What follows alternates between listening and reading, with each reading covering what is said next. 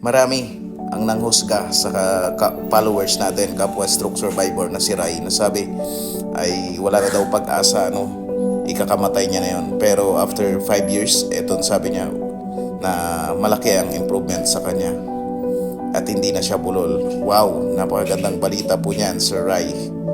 Kayo po ay isang matibay na halimbawa na hindi dapat tayo sumusuko kahit may mga negatibong sinasabi sa atin ng iba noon.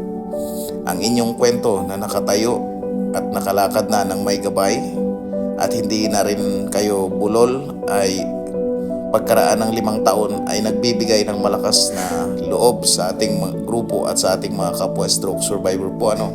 Salamat po sa pagiging inspirasyon at pagpapatunay na ang recovery ay tuloy-tuloy basta may tiyaga at may positibong pananaw tayo. Napakahalaga po nyon.